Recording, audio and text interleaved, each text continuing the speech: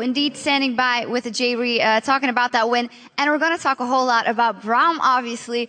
Let us start first about priorities, because we've seen it banned out a lot of times. So how high up the list was he for you guys? And what did you want to build around it or fit Braum into?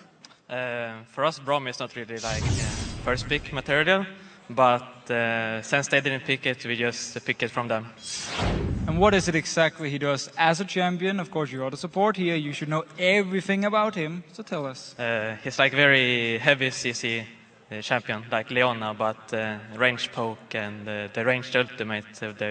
So he's really strong. And what happened in the laning phase then? Because he's so strong, yet you guys actually fell behind against Genja and Edward here. What went wrong? We misplayed the early game, and they got level 2 first. Then we could never really come back after that. So yeah, we were just behind. Well, you say you just picked him, but it seemed like in team fights that you knew exactly what to do. And we're actually going to take a replay. We're going to bring it up on the screen so you can talk us through it, because it shows very well what Braum is so good at in those team fights. Yeah.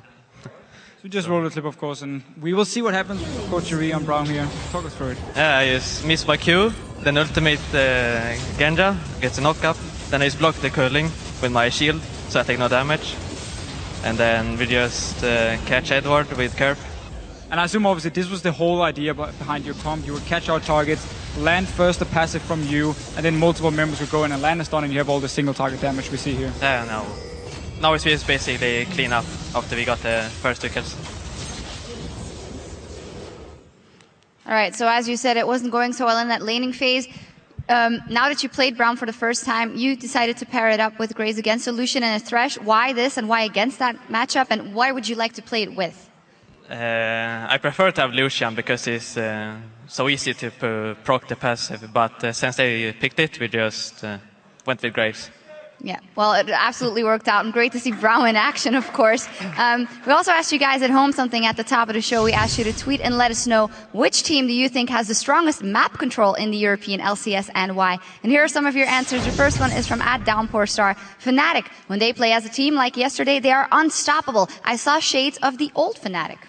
I agree. I mean, also just with the fact they picked up 4 sweeping lenses very early on in the game yesterday, denied all the vision, and just kept finding targets in the jungle, had some good wards as well. So I agree, once they actually play their game correctly, they are still very strong, and also the map pressure, because the map focus is very good for them. J-Ree, your opinion on playing versus Fnatic? They are really annoying to play against because they barely do any mistakes. So yeah, it's really annoying to play against.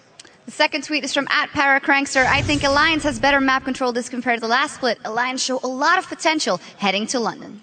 So I agree it's better than last split, but we actually saw yesterday they had a few issues against GAMBIT where they lost all the dragons, couldn't really find the right team fights. According to them, of course, it was due to a bad comp. So you see what they play against Fnatic today, but I agree as a team they play a lot better and they have a lot more focus on generally wards. Every time I talk with Froggen, it's like wards, wards, wards, and Nivea, wards, wards. And so obviously they have pretty good map pressure. Yeah, J-Ree also must be a big difference playing against Alliance now and last split. Yeah, they're also really annoying to play against. Like, once they get ahead, they just place wards in the whole jungle and then you're screwed, basically.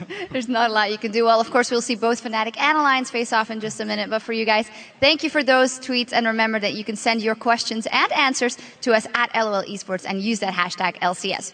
We need to head to the base to upgrade our trinkets, but we'll be right back with Fnatic versus Alliance.